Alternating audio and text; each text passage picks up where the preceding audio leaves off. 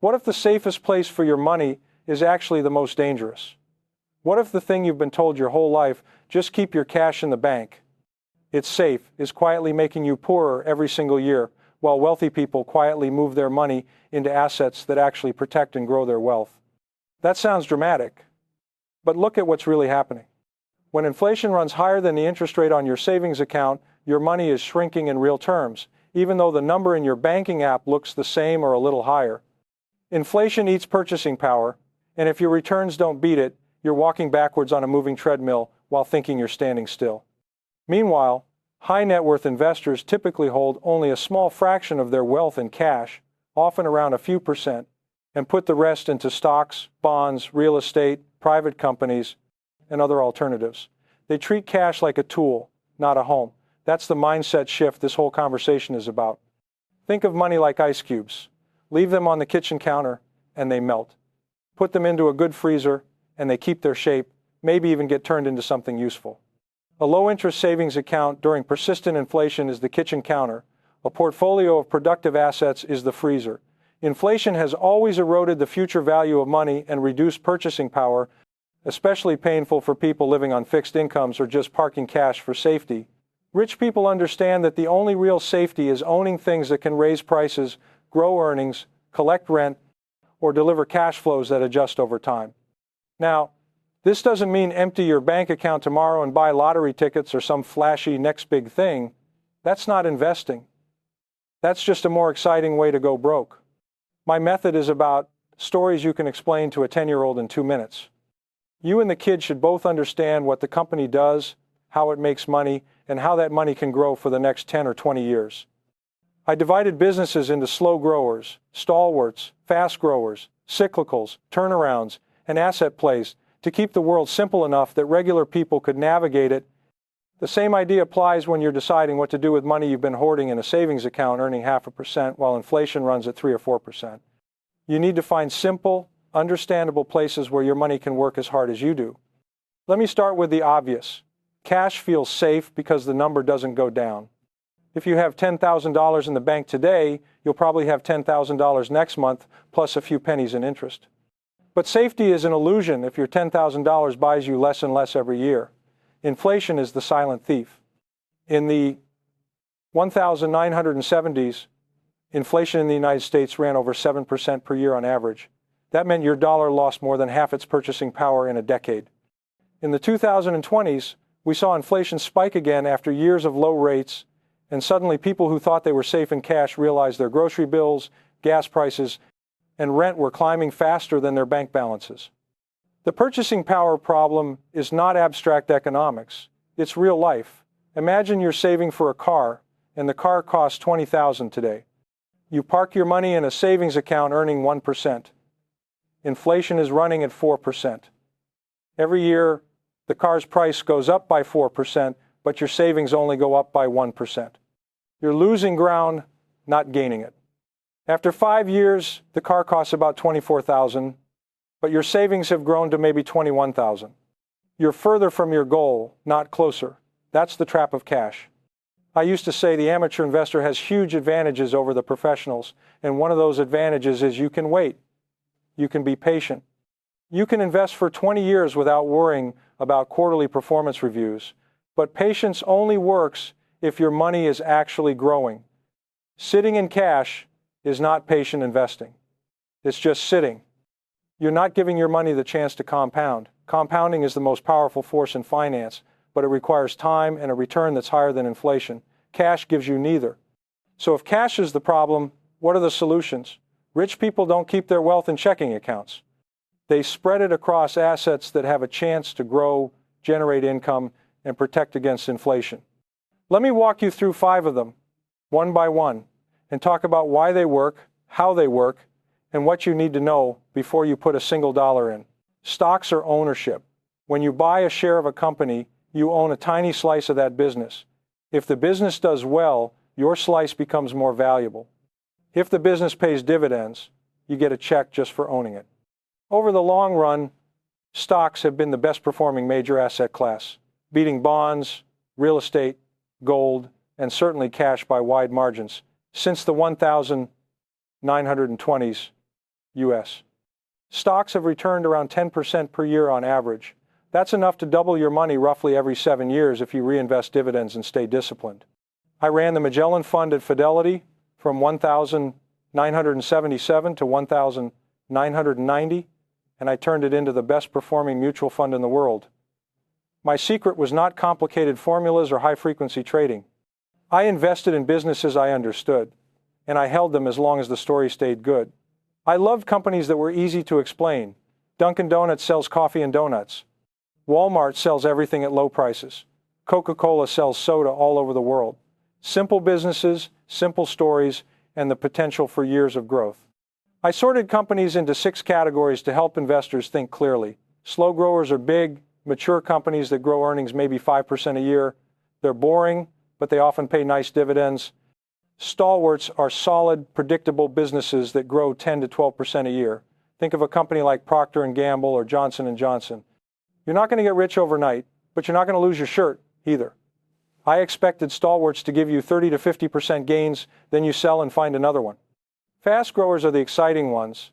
These are smaller companies growing earnings at 20 or 25% a year. If you pick the right fast grower and hold it for years, you can turn a small investment into serious money. I call these 10-baggers, meaning a stock that goes up 10 times what you paid for it. I found plenty of them by paying attention to everyday life. I noticed Legs pantyhose in supermarkets and bought the parent company.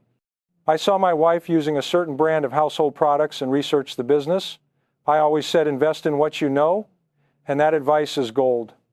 Cyclicals are companies whose fortunes rise and fall with the economy. Auto manufacturers, steel companies, airlines, they do great when times are good and terrible when times are bad. You can make a lot of money buying cyclicals at the bottom of the cycle, but you have to know when to sell because they will cycle back down. Turnarounds are troubled companies that might recover if management fixes the problems. These are risky, but if the turnaround works, you can make a bundle. Asset plays are companies sitting on valuable assets the market hasn't noticed, like land, patents, or natural resources. If the market wakes up to the value, the stock pops. The beauty of stocks is they're liquid, meaning you can buy and sell them quickly and they're accessible. You don't need $1 million to start. You can open a brokerage account with a few $100 and start buying shares of companies you believe in. The key is to focus on the business, not the stock price. Ask yourself, what does this company do? How does it make money? Is it growing? Does it have debt? Are the earnings going up? If you can answer those questions and the answers are good, you got a candidate. The risk, of course, is that stocks go up and down, sometimes way down. During the financial crisis of 2008, the S&P 500 dropped about 57% from peak to trough. People who panicked and sold locked in huge losses. People who stayed in the market, or better yet, bought more while stocks were cheap, came out fine. I always said you make most of your money in bear markets. You just don't realize it at the time. The stock market is not a casino if you're investing in real businesses for the long term. It's a mechanism for transferring wealth from the impatient to the patient. So here's the deal with stocks. They're not safer than cash in the short term. Next year, your stock portfolio could be down 10 or 20%. But over 10 or 20 years, stocks have historically crushed cash and kept ahead of inflation by a wide margin. If you're 30 or 40 or even 50 years old, you've got time. Use it. Build a portfolio of companies you understand, spread your money across different industries, and let compounding do the heavy lifting. That's what rich people do. They own businesses, not just bank accounts. Bonds are the opposite of stocks. When you buy a bond, you're lending money to a government or a corporation, and they promise to pay you interest and give you your money back at the end. Bonds are generally less volatile than stocks, and they provide steady income, which is why retirees and cautious investors like them. The trade-off is lower returns. Over the long haul, bonds have returned maybe 5 or 6% per year, compared to 10% for stocks. Still, 5% beats the 0.5% you're getting in a savings account, and bonds can smooth out the ride when stocks are bouncing around. There are different kinds of bonds. U.S. Treasury bonds are backed by the full faith and credit of the federal government, which means they're about as safe as you can get. The government has never defaulted on its debt, and it can always print more money if it has to. That's not great for inflation, but it means your bond will get paid. Treasury bonds come in different maturities, from short-term bills that mature in a few months to long-term bonds that mature in 30 years. The longer the maturity, the more interest you usually get, because you're taking more risk that inflation or interest rates will move against you. Corporate bonds are issued by companies that need to borrow money. They pay higher interest than treasuries because there's more risk. A company can go bankrupt, and if it does, bondholders might not get all their money back. The safest corporate bonds are called investment grade, issued by big, stable companies with strong balance sheets. Riskier bonds are called junk bonds or high-yield bonds, and they pay even higher interest to compensate for the chance the company might default. Junk bonds can be attractive if you know what you're doing, but they're not a place to park all your cash. Municipal bonds, or munis, are issued by state and local governments to fund projects like schools, roads, and bridges. The interest on munis is often tax-free at the federal level, and sometimes at the state level too, which makes them popular with wealthy investors in high tax brackets. If you're in the top tax bracket and you buy a muni paying 4% tax-free, that's equivalent to maybe 6 or 7% taxable, depending on your situation. That's a pretty good deal. The thing to understand about bonds is they're sensitive to interest rates.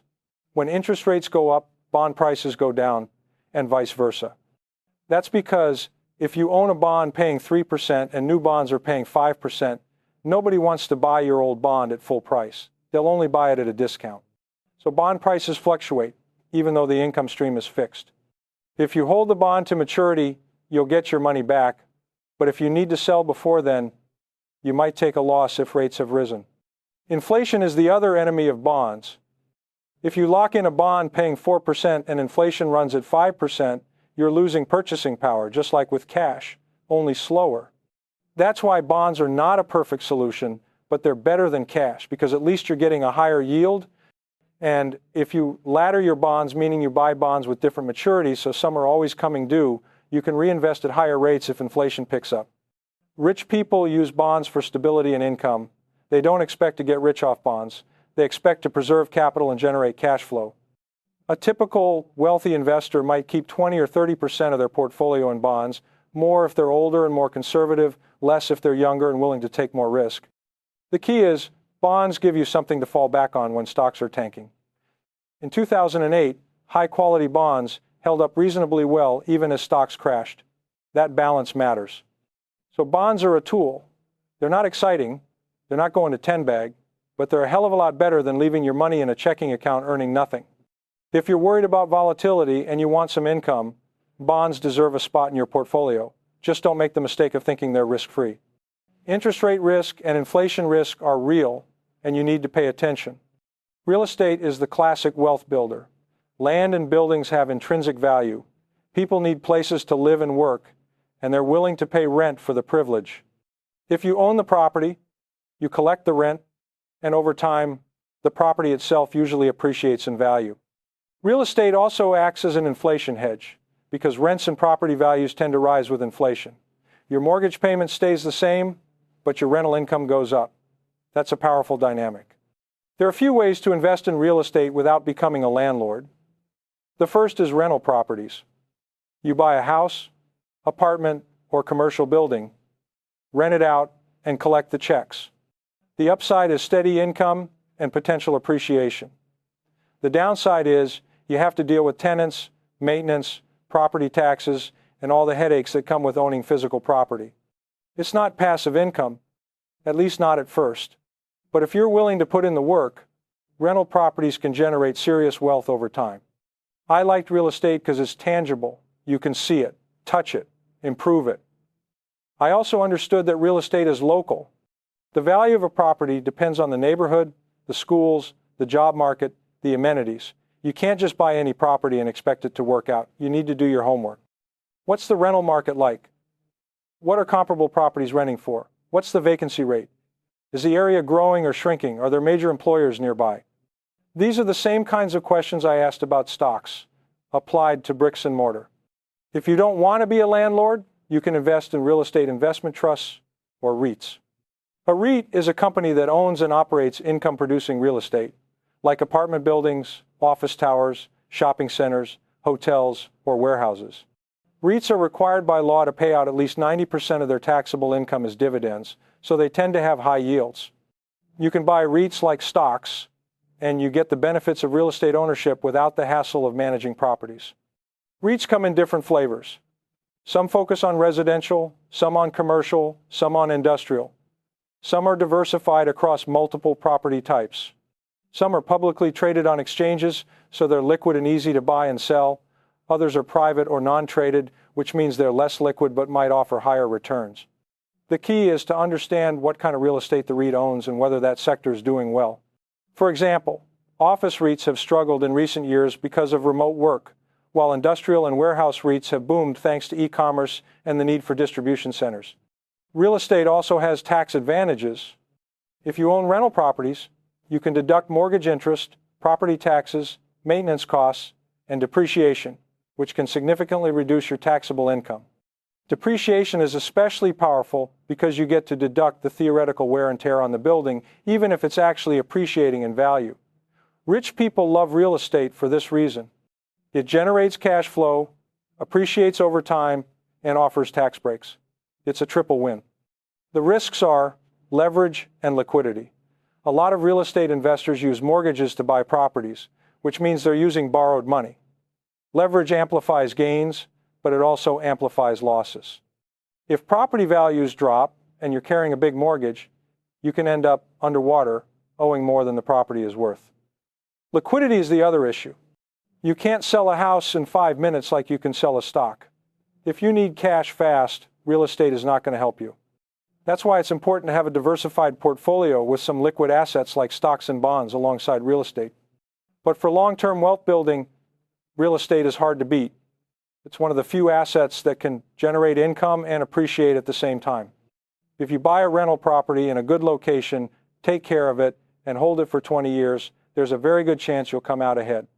Your tenants will have paid down your mortgage, rents will have gone up, and the property will be worth more than you paid.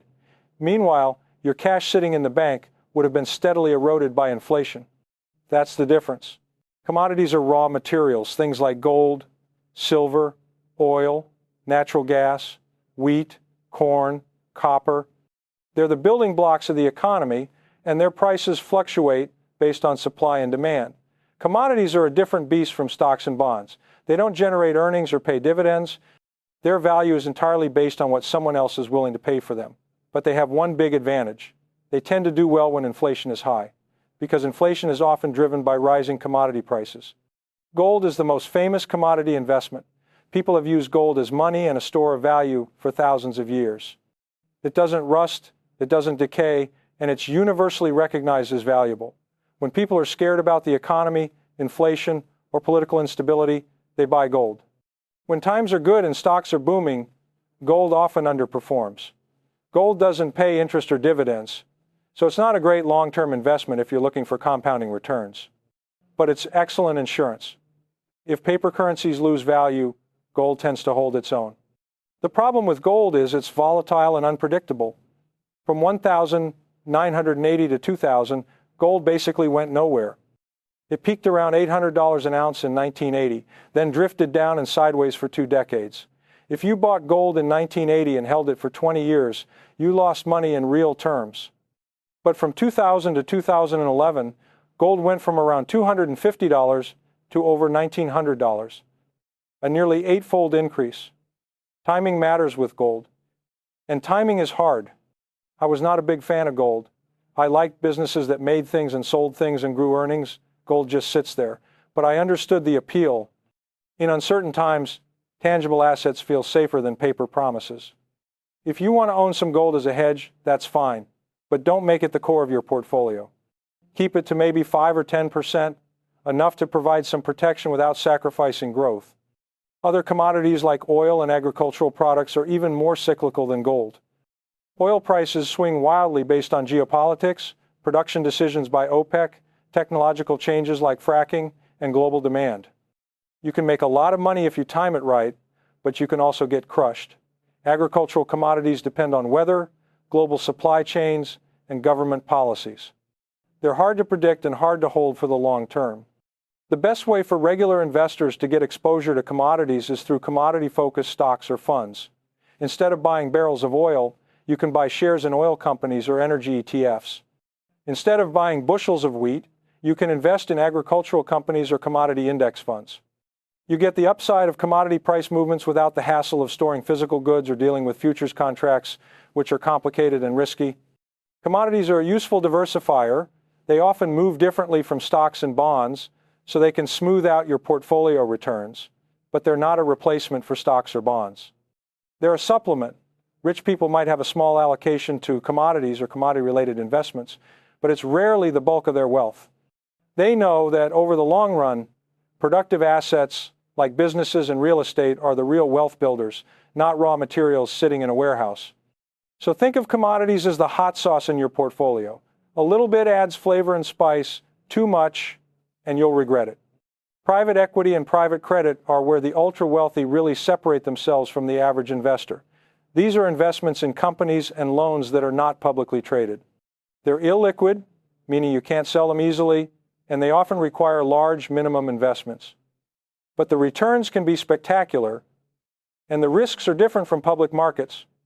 Private equity means buying ownership stakes in private companies, or taking public companies private by buying all the shares and delisting them from the stock exchange. Private equity firms raise money from wealthy individuals and institutions, use that money plus borrowed money to buy companies, then work to improve those companies and sell them for a profit a few years later. The goal is to deliver returns that are significantly higher than public stocks, often 15 or 20% per year or more. The appeal of private equity is control. When you own a private company, you can make changes without worrying about quarterly earnings reports or activist shareholders. You can invest for the long term, restructure operations, hire and fire management, and focus on building value. Private equity has generated strong returns over the decades, and wealthy investors allocate a significant portion of their portfolios to it. The downside is illiquidity and fees. When you invest in a private equity fund, your money is locked up for years, often 10 years or more. You can't get it back until the fund sells its portfolio companies and distributes the proceeds. Private equity funds also charge hefty fees, typically 2% of assets per year plus 20% of profits. Those fees eat into returns, so the underlying investments need to perform really well just to break even with public stocks after fees. Private credit is lending money to companies that can't or don't want to borrow from traditional banks. These loans typically pay higher interest rates than public bonds because they're riskier. Private credit has grown massively in the past decade as banks pulled back from certain types of lending after the financial crisis. Now, private credit funds have stepped in to fill the gap, and they're generating attractive yields for investors who can afford to lock up their money. For most regular investors, private equity and private credit are out of reach. The minimum investments are often hundreds of thousands or millions of dollars, and you need to be an accredited investor, meaning you meet certain income or net worth thresholds. But there are some ways to get exposure. Some mutual funds and ETFs invest in publicly traded private equity firms or business development companies that make private loans. These vehicles give you a taste of the asset class without the huge minimums and long lockup periods. Rich people love private markets because they offer diversification away from the volatility of public stocks and the potential for higher returns. They also like the idea that their money is working in real businesses, funding growth, creating jobs, and building value. It's not just paper shuffling. It's tangible investment in the economy. But here's the thing. You don't need to invest in private equity to build wealth. I proved that. I built one of the best investment records in history by investing in publicly traded stocks that anyone could buy. I didn't have access to secret deals or insider information. I just did my homework, stayed patient, and invested in businesses I understood. If you follow that approach, you can do just fine without ever touching private markets. That said, if you do have access to high-quality private equity or private credit opportunities, and you can afford to lock up the money, they're worth considering as part of a diversified portfolio. Just don't kid yourself that they're risk-free. Illiquidity is a real risk. If you need your money back and it's tied up in a private fund, you're out of luck. And not all private investments are winners. Plenty of private equity deals go bust, and plenty of private loans default. You need to do your due diligence, just like with any other investment. Beyond stocks, bonds, real estate, commodities, and private markets, there's a whole universe of alternative investments that rich people dabble in. We're talking about art, wine, classic cars, rare coins, collectibles, even cryptocurrency. These assets can appreciate significantly, and they offer diversification away from traditional markets. But they're also speculative, illiquid, and hard to value. Unless you really know what you're doing, they're more hobby than investment strategy. Take art. The global art market is worth tens of billions of dollars, and certain pieces by famous artists have sold for hundreds of millions. If you bought a Picasso or a Warhol decades ago, you'd be sitting on a fortune today. But art is subjective. What's valuable today might not be valuable tomorrow, and there's no cash flow. A painting doesn't pay dividends. It just hangs on your wall, hopefully appreciating.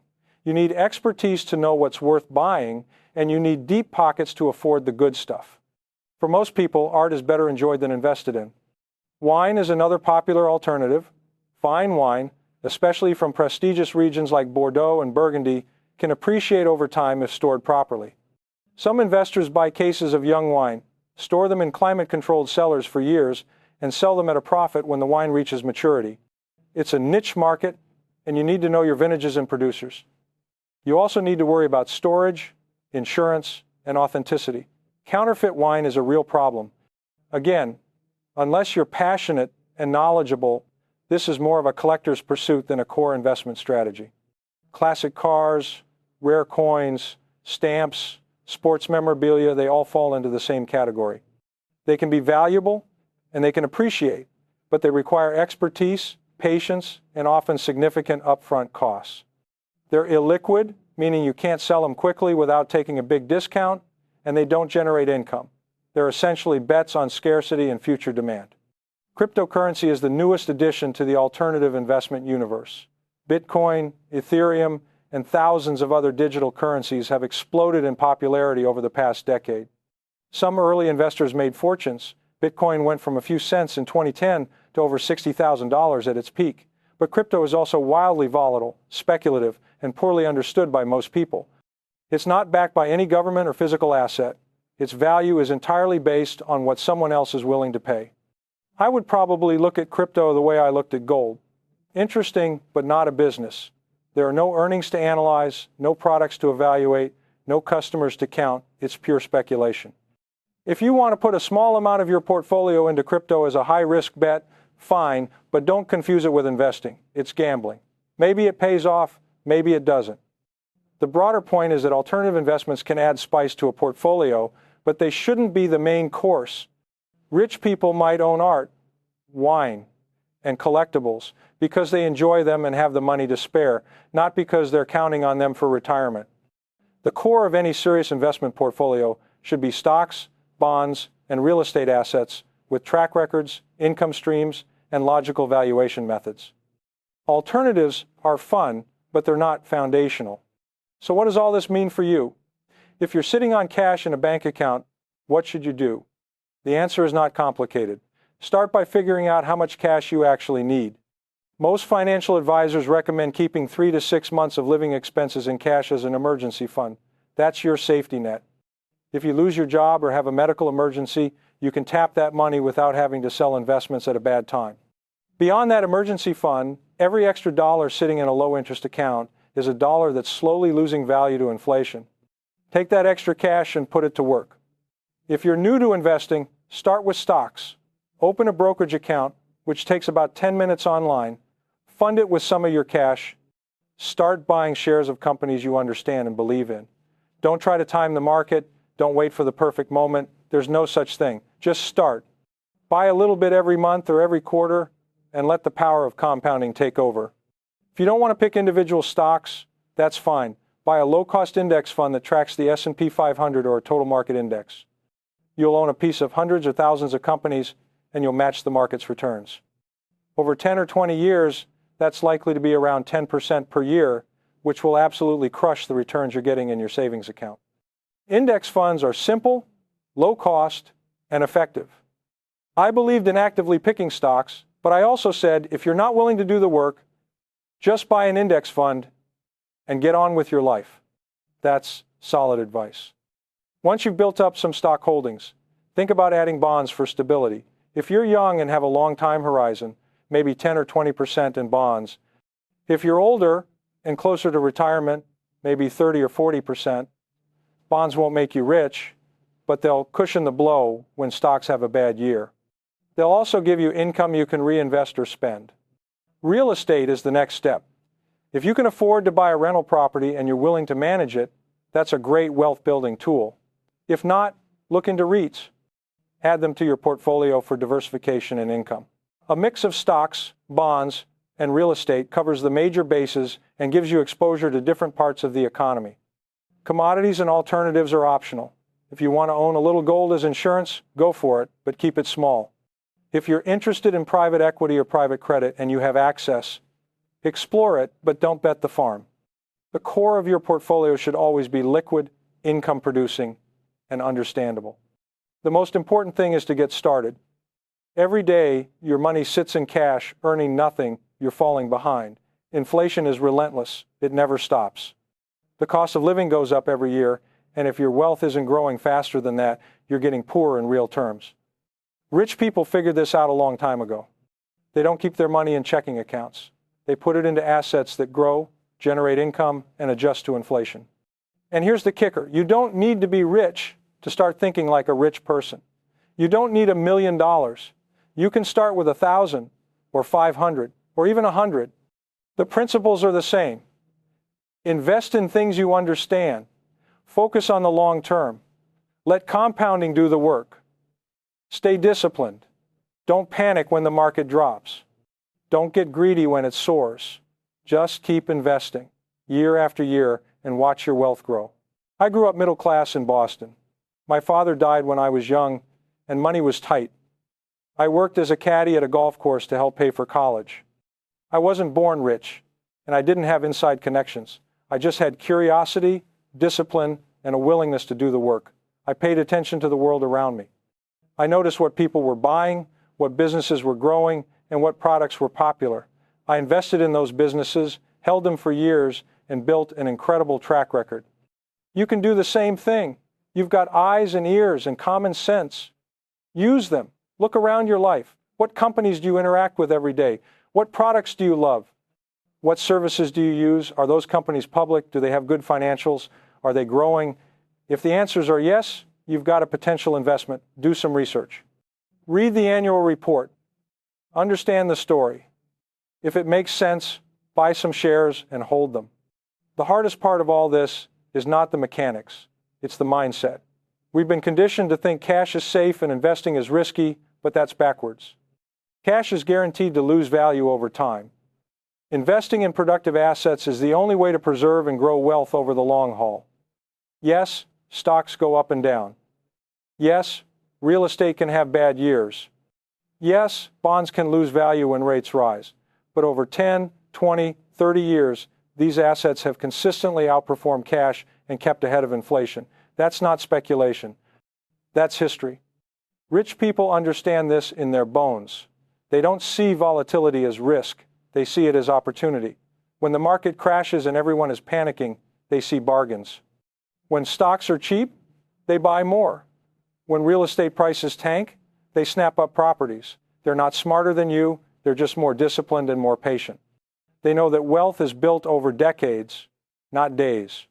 You need to adopt that same mindset. Stop thinking of your savings account as your wealth. It's not. It's just a parking lot for money you might need in the next few months. Your real wealth is in the assets you own, the stocks, the bonds, the real estate, the businesses. Those are the things that will fund your retirement, pay for your kids' education, and give you financial freedom. Cash is a tool. Assets are wealth. Get that straight, and you're halfway there. Why the story matters. I always said the key to successful investing is understanding the company's story. What does it do? How does it make money? Why will it make more money in the future? If you can answer those questions, you can invest with confidence. The same principle applies to the assets we've talked about. Each one has a story. Stocks are stories of businesses growing, innovating, and serving customers. When you buy a stock, you're betting on that story continuing. Bonds are stories of borrowers needing capital and lenders getting paid to provide it. Real estate is the story of people needing places to live and work and owners collecting rent. Commodities are stories of supply and demand, scarcity and abundance. Private equity is the story of buying businesses, fixing them, and selling them for a profit. Every asset class has a logic, a rationale, a story you can explain. Cash has a story too, but it's a bad one. The story of cash is I worked hard, earned this money, and now I'm going to let it sit in a bank account losing value to inflation while the bank lends it out at a higher rate and makes a profit off me. That's not a story you want to be part of. You want to be the one earning the returns, not the one getting nickeled and dimed by low interest rates and high inflation. So change the story. Take control of your money. Move it out of cash and into assets that work for you. Build a portfolio of stocks you understand, bonds that pay you interest, real estate that generates rent, and maybe a little gold or commodities for insurance. Diversify, stay disciplined, and let time do the rest. That's the story rich people live by, and it's available to anyone willing to learn and act. Before we wrap up, let me talk about mistakes. The biggest one is doing nothing. Paralysis by analysis. People read articles, watch videos, listen to podcasts, and never actually invest. They're waiting for the perfect moment, the perfect stock, the perfect strategy. Meanwhile, their cash sits idle and inflation eats away at it. Don't be that person. Start small if you have to, but start. The second mistake is chasing hot tips. Your brother-in-law tells you about a stock that's going to the moon. You hear about a cryptocurrency that's about to explode. You see a get-rich-quick scheme on social media. Ignore all of it. That's not investing. That's gambling. If you don't understand the business, don't invest. If you can't explain the story, walk away. Stick to what you know and do your homework. The third mistake is panicking. Markets drop. It happens. Sometimes they drop a lot. In 2020, the market fell 34% in a month because of COVID. People who sold at the bottom locked in huge losses. People who held on or bought more made a fortune because the market roared back and hit new highs within months. Volatility is normal. It's part of the deal. If you can't handle seeing your portfolio down 20% without freaking out, you need to adjust your allocation. Add more bonds, keep more cash, whatever helps you sleep at night. But don't sell in a panic. That's how you lose. The fourth mistake is over-diversifying. You don't need to own 50 stocks. I ran a fund with hundreds of stocks, but I was managing billions of dollars. For a regular investor, 10 to 15 stocks across different industries is plenty. More than that, and you're diluting your returns without reducing risk. Focus on your best ideas, the companies you really understand and believe in, quality over quantity. The fifth mistake is ignoring fees. If you're paying a financial advisor 2% of your assets every year and the market returns 10%, you're only netting 8%. Over 30 years, that difference is enormous. Fees compound just like returns, except they compound against you. Use low-cost index funds when you can. If you do use an advisor, make sure the fees are reasonable and the advice is worth it. Don't pay someone a fortune to tell you to keep your money in cash. That's the opposite of helpful. Let me do some math to drive the point home. Say you've got $10,000 sitting in a savings account earning 0.5% per year. After 20 years, you'll have about $11,000. That sounds like a gain, but if inflation averages 3%, your purchasing power is actually dropped by about 30%. You're worse off, not better. Now say you take that same $10,000 and invest it in a diversified portfolio of stocks and bonds earning 8% per year. After 20 years, you'll have about $47,000. Adjust for inflation, and you've still got real purchasing power growth of over 150%. That's the difference between treading water and building wealth. And if you keep adding to that investment, say $1,000 a year, the numbers get even more dramatic. After 20 years of contributing $1,000 annually to an account earning 8%, you'll have about $91,000. That's life-changing money. That's a down payment on a house, or a college fund for your kid, or a cushion for retirement. And you didn't need to be a genius or take crazy risks. You just needed to start, stay consistent, and let compounding work. The time to start is now, not next month, not when the market looks better, not when you've done more research. Now. Open that brokerage account today, transfer some money, buy your first stock or index fund. Make it real.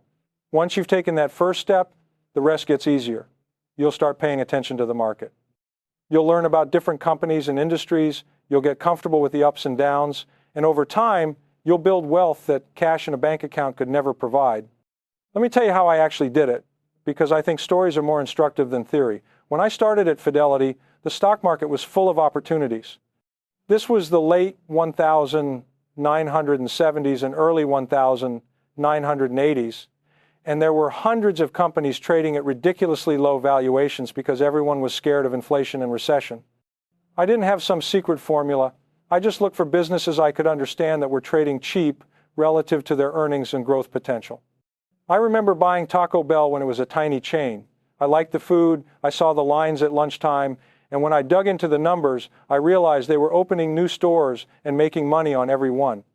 The stock was cheap because nobody on Wall Street was paying attention to a little taco chain. That turned into a 10-bagger. I bought Dunkin' Donuts for the same reason. I bought Home Depot when it was just getting started because I saw how crowded the stores were and how much people loved shopping there. These weren't genius picks. They were common sense picks based on things I could see with my own eyes. The key was I held them. I didn't sell after the stock went up 20%. I let it run. I kept checking the story. Were they still growing? Were earnings still going up? Was the balance sheet still strong? If the answer was yes, I held on. Some of my best performers were stocks I held for 5, 6, 7 years. The compounding was incredible. A stock that goes up 25% a year for 7 years doesn't just double, it goes up almost 6 times. I also wasn't afraid to sell when the story changed. If a company stopped growing, or if the industry turned against it, or if the stock got ridiculously overvalued, I sold and moved the money into something better. I didn't fall in love with my stocks. They were businesses, not pets. My job was to make money for my shareholders, and that meant constantly reassessing whether each stock deserved to stay in the portfolio. This approach is available to you. You don't need a billion-dollar fund. You can start with a few $1,000s and a few stocks. Pick companies you know and understand. Watch them. Read their quarterly reports. Pay attention to whether the business is getting better or worse. If it's getting better and the stock is still cheap, hold on. If it's getting worse, sell and find something better. That's how you build wealth in the stock market. Let me hammer this point home because it's the most important thing I can tell you. Compounding is the reason you invest. It's the reason you don't keep your money in cash. Compounding means your money makes money, and then that money makes more money, and it snowballs over time into something huge. Say you invest $10,000 in a stock that grows at 15% per year. After 5 years, you've got about $20,000. Not bad. After 10 years, you've got $40,000. After 15 years, you've got $80,000. After 20 years, you've got $160,000. You didn't do anything except hold the stock and let the company grow. Your initial $10,000 turned into 16 times that amount just by being patient. Now imagine you add to it. You invest another $1,000 every year for 20 years at the same 15% return. Now you've got over $500,000. That's from an initial investment of $10,000 and annual contributions of just $1,000. That's the power of compounding. It's not magic, it's math. But it only works if you start and if you stay invested. Cash doesn't compound. It sits there. Maybe it earns a tiny bit of interest, but not enough to keep up with inflation. Stocks compound. Real estate compounds. Bonds compound, though more slowly. That's why you need to move your money out of cash and into assets that can grow. Every year you wait is a year of compounding you're giving up, and you can never get it back. I always told people to think in terms of decades, not days. The stock market goes up and down every day. Some days it's up a lot, some days it's down a lot. If you're watching it every day and reacting to every move, you'll drive yourself crazy and you'll make bad decisions. The daily noise doesn't matter. What matters is the long-term trend, and the long-term trend for stocks is up. Look at the history. The U.S. stock market has gone up in about 7 out of every 10 years since the 1920s. The 3 bad years are usually clustered around recessions or crises. But even when you include those bad years, the average return is around 10%. That's incredible. No other major asset class comes close over the long haul. The key is you have to stay invested through the bad years. That's where most people fail. They get scared when the market drops 20 or 30% and they sell. Then they miss the recovery because the biggest up days often come right after the biggest down days. If you're out of the market trying to time your re-entry, you'll probably miss those big up days and your returns will suffer. I always said you make most of your money in bear markets. You just don't realize it at the time. When stocks are cheap, that's when you should be buying, not selling. Think about it. If you love a stock at $50, you should love it even more at $30, assuming the business is still sound. But most people do the opposite. They panic and sell at 30, then buy back in at 70 when they feel safe again. That's backwards. So play the long game.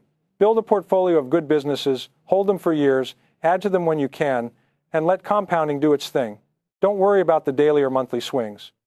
Worry about whether the businesses you own are still growing and still making money. If they are, you're fine. Time is on your side. Let me share a few more examples from my years at Magellan, because I think they illustrate the method better than abstract advice. One of my favorite holdings was a company called Volvo.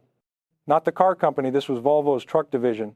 I noticed that truck sales were picking up, and when I dug into the numbers, I saw that Volvo was gaining market share and improving margins. The stock was cheap because nobody cared about European truck manufacturers. I bought a ton of it, and it went up several times over the next few years. Simple story, big payoff. Another one was Pier 1 Imports. My wife loved shopping there, and I noticed the stores were always busy. I looked at the financials and saw they were opening new stores, sales per store were growing, and they had a clean balance sheet. The stock was trading at a low multiple because it was a small retail chain and Wall Street wasn't paying attention. I bought it, and it became a big winner. Eventually the story changed, competition got tougher, the business slowed down, and I sold. But for several years, it was a fantastic investment. I also made mistakes. I bought a lot of stocks that went nowhere or went down. The difference is I cut my losses when I realized I was wrong. If a stock dropped 20 or 30% and the business was deteriorating, I sold and moved on. I didn't hold on hoping it would come back. Hope is not a strategy. You need to be disciplined. If the story breaks, get out. The point is you don't need to be right all the time. You just need to be right more often than you're wrong, and you need to let your winners run and cut your losers short. If you have 10 stocks and 3 of them go up 5 times while the other 7 do nothing, you're still way ahead. That's how the math works. You're looking for those 3 or 4 big winners that carry the portfolio. And here's the secret. Those big winners don't look like big winners when you buy them. They look like ordinary stocks. They're cheap, they're boring, nobody's talking about them. It's only later, after they've gone up 3 or 4 or 10 times, that everyone realizes they were great. By then, the easy money has been made. So you need to do the work up front. You need to find the good businesses before the crowd catches on, buy them cheap, and hold them while they grow. One of the best things you can do is teach your kids about investing. Get them started young, even if it's just a few shares of a company they know. If your kid loves Disney, buy them a share of Disney stock. Let them watch it go up and down. Teach them that owning stock means owning a piece of the company. When they go to Disneyland, remind them that they own a tiny piece of that park. That's a powerful lesson. As they get older, encourage them to save part of their allowance or their summer job money and invest it. Help them pick stocks. Ask them what companies they like, what products they use, what trends they notice. Let them learn by doing. They'll make mistakes, but that's fine. Better to make a small mistake with $100 at age 15 than a big mistake with $10,000 at age 30. The earlier you start, the more time compounding has to work. A kid who starts investing at 15 and puts away $1,000 a year until they retire at 65 will end up with a massive nest egg, even at modest returns. $1,000 a year at 8% for 50 years is over $500,000. That's life-changing money, and it didn't require any heroics, just consistency and time. Teaching kids about money is one of the most important things you can do as a parent. Most schools don't teach it. Most parents don't teach it. So kids grow up thinking money is mysterious and complicated, and they make terrible decisions. Show them it's not mysterious. It's simple. Spend less than you earn, save the difference, and invest it in productive assets. Do that for decades, and you'll be wealthy. It's not glamorous, but it works. Let me tell you something about Wall Street. Most of the people there are smart and hardworking, but they're playing a different game than you are. They're worried about quarterly performance, beating benchmarks, keeping their jobs, attracting assets to their funds. That makes them short-term focused. They're constantly trading, trying to catch the next hot stock, trying to avoid the next dud. All that activity generates fees and commissions, but it doesn't necessarily generate great returns. You, as an individual investor, don't have those constraints. You don't have to report your performance every quarter. You don't have to beat the S&P 500 every year. You don't have to worry about redemptions or your boss yelling at you. You can take a long, term view. You can wait. That's a massive advantage, and most people don't use it. Wall Street also tends to overcomplicate things. They've got fancy models, sophisticated algorithms, insider jargon. It all sounds impressive, but at the end of the day, investing comes down to buying good businesses at reasonable prices and holding them while they grow. You don't need a PhD in mathematics to do that. You need common sense and patience. I always said that if you can't explain what a company does to a 10-year-old, you shouldn't own the stock.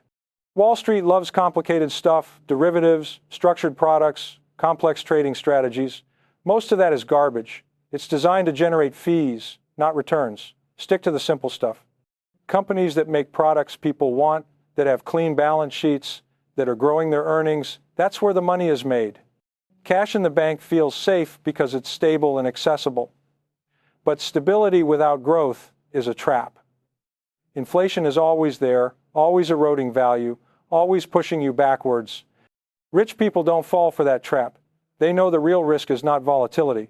It's standing still while the world moves forward. The 5 safer assets we've talked about, stocks, bonds, real estate, commodities, and private markets, are the tools rich people use to protect and grow their wealth. Each has its own risk and return profile. Each has its own role in a diversified portfolio, but they all share one thing. They have the potential to grow faster than inflation and generate income along the way. That's what you need. That's what your cash sitting in the bank is missing. I showed that regular people can build wealth by investing in businesses they understand and holding them for the long term. You don't need a finance degree. You don't need to be on Wall Street. You just need common sense, discipline, and patience. Look around your life. Find companies whose products you use and whose stories you believe in.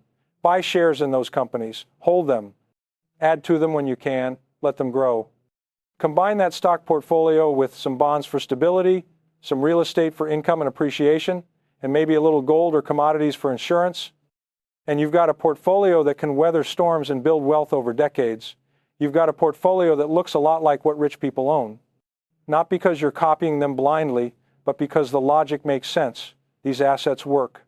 History proves it. And you have access to all of them. So stop keeping all your cash in the bank. Stop letting inflation rob you blind. Take control of your financial future. Move your money into assets that can grow, generate income, and protect your purchasing power. Start today. Start small if you need to, but start. That's how wealth is built. That's how you go from worried about money to confident about your future. When I look back at my career, I'm most proud of the fact that I showed ordinary people they could do this. Teachers, firefighters, nurses, shopkeepers, they could invest in the stock market and build real wealth. They didn't need to be rich to start. They didn't need special access or insider information. They just needed to open their eyes, do some homework, and have the courage to buy stocks and hold them. I made mistakes along the way. Plenty of them. I bought stocks that went to zero. I sold winners too early. I held losers too long. But overall, the method worked. By focusing on good businesses, by being patient, by letting compounding do its magic, I generated returns that blew away the market averages. And if I could do it, you can do it too. The biggest obstacle is fear. People are afraid of losing money. They're afraid of making mistakes. They're afraid of looking stupid, so they do nothing. They leave their money in cash and convince themselves that's the safe choice. But it's not safe. It's slow financial suicide. You're guaranteeing that inflation will eat away at your wealth year after year until you're left with nothing. Don't let fear paralyze you. Accept that you'll make mistakes. Everyone does. The key is to learn from them and keep going. If you buy a stock and it goes down, figure out why. Did you miss something about the business? Did the industry change? Did you overpay? Learn the lesson and apply it to your next investment. Over time, you'll get better at this. You'll develop an instinct for good businesses and fair prices, and you'll build wealth. Let me give you some practical advice on how to get started and stay disciplined. First, set up a regular investment schedule. Pick a day every month or every quarter when you review your finances and invest some money. Make it automatic. Transfer money from your checking account to your brokerage account on the first of every month, then use that money to buy stocks or funds. This takes the emotion out of it. You're not trying to time the market. You're just investing consistently, month after month, year after year. Second, keep a journal. Write down every investment you make and why you made it. What's the company's story? What do you expect to happen? How much did you pay? Then, 6 months or a year later, go back and review your notes. Was your thesis correct? Did the company perform as you expected? What did you learn? This kind of reflection makes you a better investor. It forces you to think clearly about why you're buying something, and it holds you accountable. Third, read. I read everything I could get my hands on annual reports, trade magazines, newspapers, research reports. The more you read, the more patterns you start to see. You start to understand how businesses work, what makes some succeed and others fail, what warning signs to look for. Reading is the cheapest education you can get, and in investing, knowledge is literally money. Fourth, stay curious. Pay attention to the world around you. What products are people excited about? What stores are crowded? What restaurants have lines out the door? What apps are your kids using? These are all potential investment opportunities. The best ideas often come from everyday life, not from Wall Street research reports. Trust your eyes and ears. Fifth, be patient with yourself. You're not going to become a great investor overnight. It takes time to develop the skills and the temperament. You'll make mistakes. That's fine. Everyone does. What matters is that you keep learning, keep improving, and keep investing. Over time, it gets easier. The concepts become second nature. You develop confidence in your judgment, and the results start to compound. Here's the thing. Investing is not just about money. It's about freedom. When you have a portfolio of assets that's growing and generating income, you have options. You can retire early if you want. You can change careers without worrying about losing your paycheck. You can help your kids with college or a down payment on a house. You can donate to causes you care about. You can live the life you want, not the life circumstances force on you. That freedom is what I want for you. That's why I'm so passionate about teaching people to invest. I've seen what it can do. I've seen teachers turn modest savings into comfortable rent-a-rooms. I've seen young professionals build million-dollar portfolios by starting early and staying disciplined. I've seen regular people achieve financial independence and live their dreams. You can be one of those people. You have everything you need. You have access to brokerage accounts, to information, to great companies you can invest in. What you need now is the decision to start. Take that first step. Move some money out of your savings account and into productive assets. Buy your first stock or your first index fund. Make it real. Then stick with it.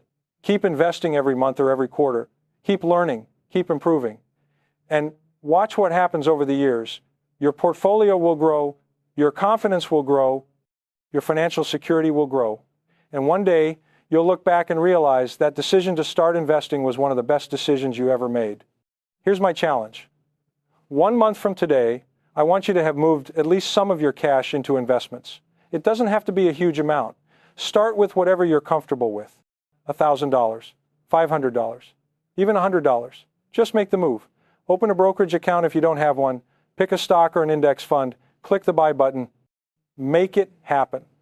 Then, 1 year from today, look at what you've accomplished. You'll have a year of investing experience under your belt.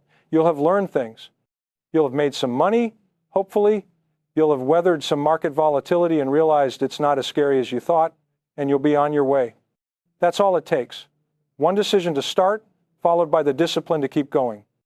The assets I've talked about, stocks, bonds, real estate, commodities, private investments, they're all available to you. Rich people don't have some secret source of returns that you don't. They just use these same assets, and they do it consistently over time. You can do this. I believe in you. I believe in the power of regular people to build wealth through smart, patient investing. I spent my whole career proving it, and I'm still convinced it's true. The opportunity is there. The tools are there. All you need is the will to act. So act today, right now. Move your money out of that low-interest bank account and into assets that can actually grow. Build the portfolio that will fund your dreams. Take control of your financial future, and enjoy the incredible journey of watching your wealth compound over the years. That's my message. That's what I want you to understand. Cash is not safety. Productive assets are safety. Inflation is not some abstract concept. It's a real force that's stealing from you every single day. Fight back, invest, build wealth, live the life you deserve. And remember, the best time to start investing was 20 years ago. The second best time is right now. Don't wait another day. Your future self will thank you.